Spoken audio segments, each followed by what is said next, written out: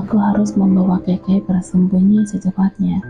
Kalau tidak, ayah dan anak buahnya pasti menemukannya dan dia akan dijadikan salah satu gadis tahanan.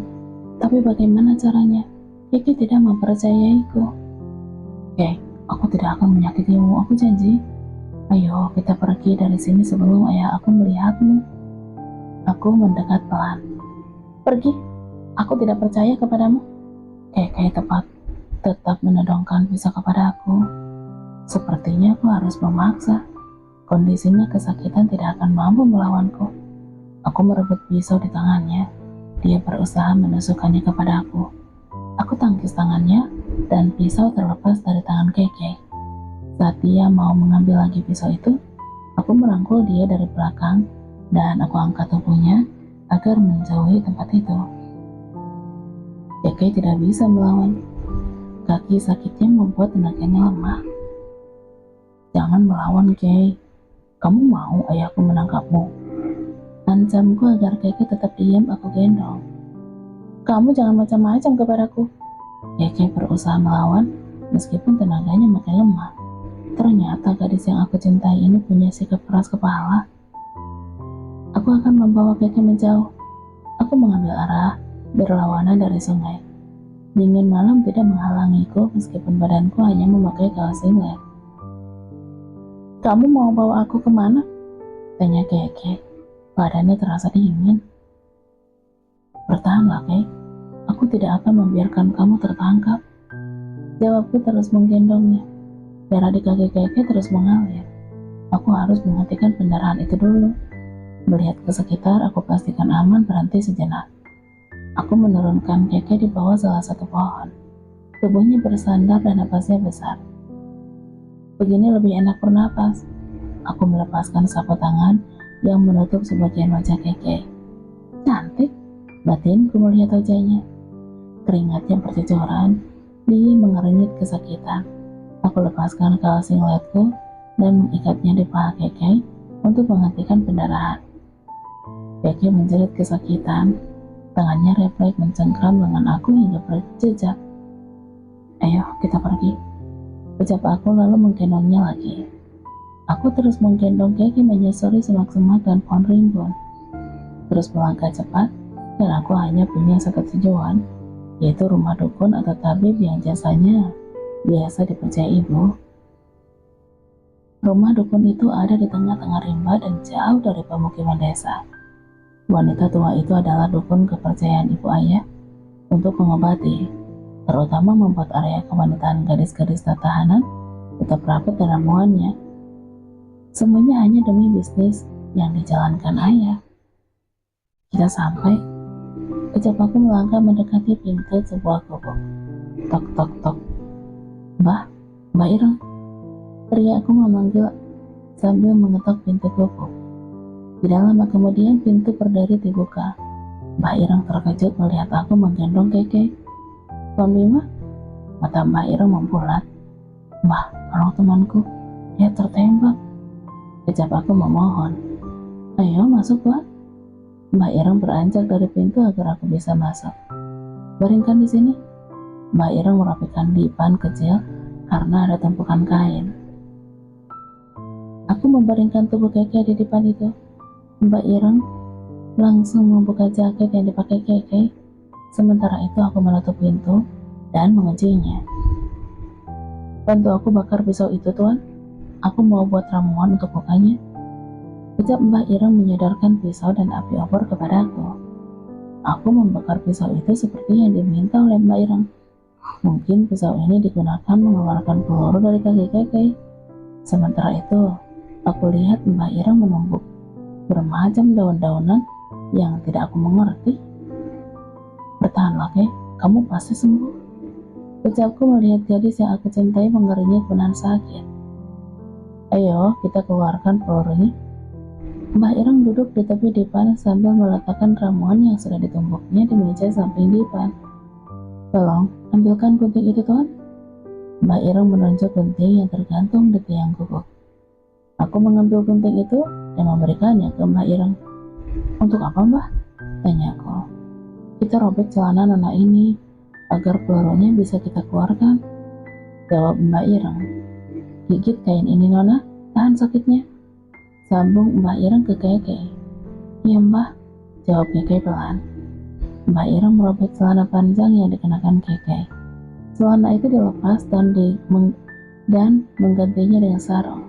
Lalu pisau yang sudah aku bakar tadi ditusukkan ke luka tembakan agar bisa mengeluarkan peluru. Keke mengerang menahan sakit sambil menggigit kain. Tangannya mencengkeram pergelangan tangan aku hingga kukunya meninggalkan goresan. Aku ingin menggantikan Keke dengan rasa sakit itu. Andai kan aku bisa. Peluru kini berhasil dikeluarkan. Mbak Ireng membalut luka Keke dengan ramuan yang ditumbuknya tadi. Setelah itu luka itu ditutup dengan balutan kain. Aku lihat napas Keke besar.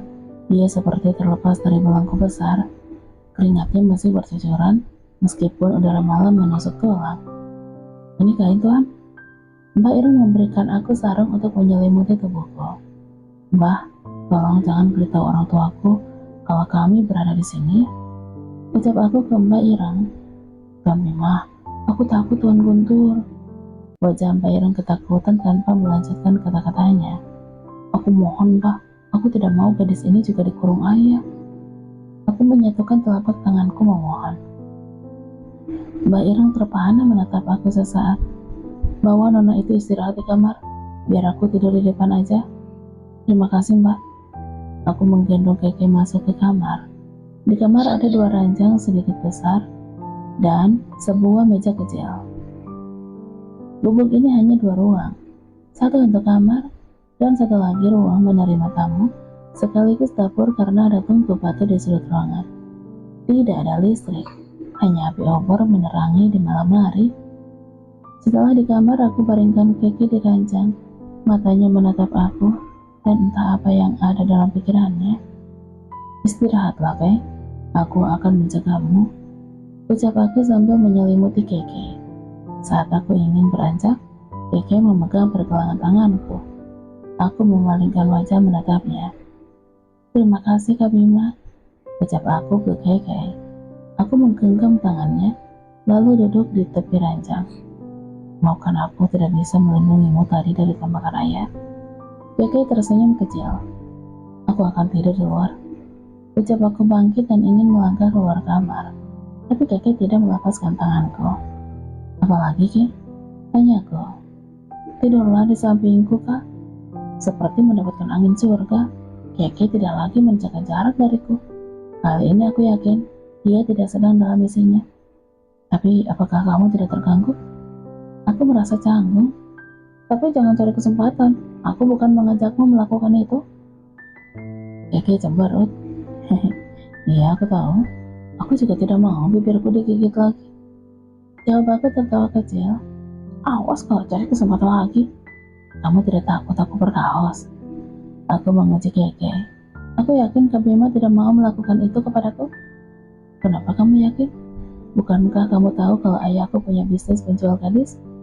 Kalau mau seharusnya dari perjalanan ke sini tadi Kak Bima memperkaosku. Tapi kakak tidak melakukannya. Kami saling bertatapan terdiam. Kamu benar, Kay. Aku bisa aja melakukannya dari dulu. Tapi aku tidak mau. Karena aku mencintaimu tulus.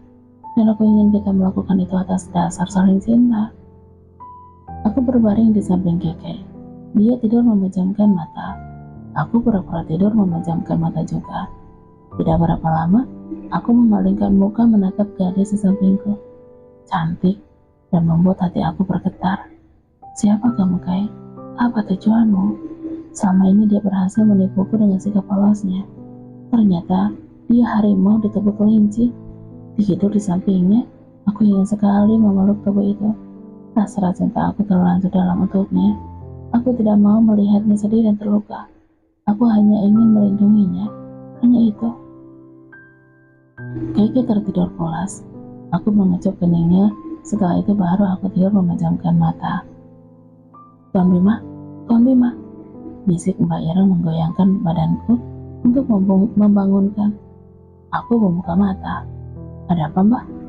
Tanya aku menahan mengantuk. Baru aja aku tertidur. Ada yang menuju ke sini, sepertinya Tuan Guntur dan 2 orang lainnya. Jawab Mbak Ireng. Aku terkejut dan langsung bangkit dari ranjang. Aku lihat Keke masih tertidur. Tok tok tok. Mbah, mbah. Terdengar suara pintu gubuk diketok. Ayah memanggil Mbak Ireng dari luar. Mereka sudah di depan pintu, Tuan. Wajah Mbak Ireng tegang. Ada apakah Bima? Keke terbangun. Suara ketokan belum berhenti. Ada ayah dan anak buahnya di luar. Ayo kita bersembunyi, Kek. Ucap aku membantu Keke berdiri. Kemana kami akan bersembunyi? Gubuk 2 ruang dan tidak banyak perabot. Mata aku melihat ke bawah hanya di kolong lancang, tempat satu-satunya bersembunyi. Ayo kita sembunyi di bawah, Kek. Ajakku. Iya, Kak. Keke berusaha membungkukkan badan. Kaki sakitnya membuat pergerakan lambat. Aku dan Keke sudah berada di kolong ranjang. Obor api yang menerangi kamar langsung dipandangkan Mbak Ireng. Mbak Ireng melangkah ke pintu. Aku menatap Keke. Dia sangat dekat di mata aku. Andaikan setiap hari kami selalu bersama. Andaikan. Pintu berderi dibuka. Tuan Guntur, ada apa, Tuan? Tanya Mbak Ireng berdiri di ambang pintu. Maaf mengganggu tidur malammu, Mbak.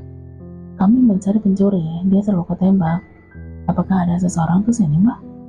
Tanya ayah yang terdengar ke dalam. Tidak ada yang datang ke sini, Tuan. Tadi sore aku baru balik dari membantu orang melahirkan. Bolehkah kami memeriksanya? Aku takut Mbak tidak menyadari pencuri itu bersembunyi di dalam. Gubuk ini kecil, siapapun yang bersembunyi pasti terlihat, Tuan. Tapi apa soalnya kami memeriksa, Mbak? Timpa salah seorang anak buaya.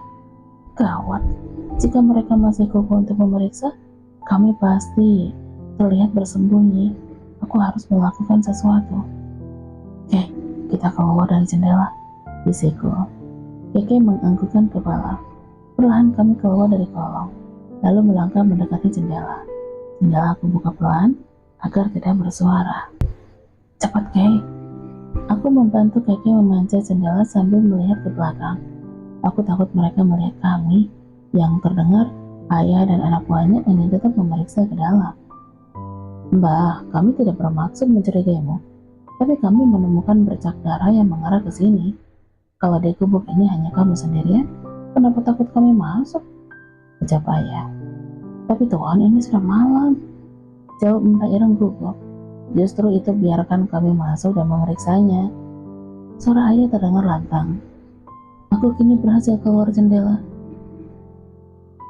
Setelah itu, pintu jendela aku tutup lagi, seperti tidak ada orang yang keluar. Aku juga memikirkan Mbak Ireng. Dia udah membantuku. Aku tidak mau dia terkena masalah karena menolong kami. Keke berusaha melangkah, tapi kesulitan karena kakinya masih sakit. Tidak mungkin kami berjalan malam ini. Jika kami berlari melalui semak-semak, akan menyulitkan kami. Karena kalau terlihat pasti akan mudah dikejar. Kita sembunyi di sana saja, Kek. Kami merapat di balik dinding agar tidak terlihat. Biar kamu masuk, Mbak. Kami ingin melihat. Suara ayah memaksa masuk. Jantungku berdebar takut ketahuan. Keke merangkul lenganku berusaha berdiri. Aku lirik sekilas gadis di sampingku. Dia terlihat tenang meskipun situasi sangat berbahaya. Coba periksa ke kamar. Terdengar suara ayah menyuruh anak buahnya memeriksa ke kamar. Aku menggenggam tangan Keke. Cemas, kalau gadis yang aku cintai ini ketahuan, apa yang harus aku perbuat? Ayah bisa saja ikut membunuh aku karena aku bukan anak kandungnya. Tidak ada, Tuan. Teriak salah seorang anak buah ayah. Di bawah kolong itu? Ucap ayah terdengar sangat dekat. Aku tahu mereka di kamar. Tidak ada, Tuan. Sudah aku bilang, aku tidak menyembunyikan siapapun, Tuan. Sanggah Mbak Ireng. Baiklah, aku percaya padamu, Mbak. Tapi ingat, kalau ada seseorang terluka tembakan meminta bantuanmu, cepat beritahu aku. Baik, Tuan. Jawab Mbak Ireng pelan. Terdengar suara langkah keluar dari kamar. Ayah pasti ingin memutari gubuk ini mencari aku. Harus membawa Keke masuk lagi ke kamar. Tidak mungkin kami lari dalam kondisi seperti ini. Ayo kita masuk lagi, Kek, bisikku. Keke menganggukkan kepalanya. Aku membuka pelan jendela, mengintip ke dalam memastikan aman di dalam kamar. Setelah itu aku membantu Keke masuk lagi ke jendela. Baiklah Mbak, maafkan aku mengganggumu malam ini. Permisi. Ayah masih di depan pintu gubuk. Kamar gelap sehingga kami tidak terlihat masuk jendela. Tidak apa-apa Tuan, jawab Mbak Irang. Ayo kita cari lagi, teriak Ayah. Aku berhasil masuk lagi ke kamar. Setelah menutup jendela, aku dan Keke bersembunyi lagi di bawah kolong tempat tidur. Pintu berdiri ditutup Mbak Irang. Lalu terdengar suara langkah di luar seperti memeriksa semua sisi gubuk. Tidak lama kemudian, suara langkah itu semakin hilang. Aku yakin mereka sudah menjauhi gubuk ini. Mbak Irang masuk ke kamar. Dia membungkukkan badan melihat ke kami ke kolong ranjang. Aku kira kalian pergi, ucap Mbak Irang terkejut melihat kami. Sudah aman, ayo keluar, sambung Mbak Irang. Aku dan Keke keluar dari kolong tempat tidur. Keke terbaring lagi di tempat tidur. Aku duduk di tepi ranjang. Mbak Irang berdiri menatap kami. Terima kasih Mbak, ucapku. Tapi Bima, apa yang terjadi? Kenapa kalian diburu? Tanya Mbak Irang. Mbak, aku menceritakan yang terjadi. Mbak Irang udah menolongku dan juga Keke. Aku yakin dia bukan orang jahat.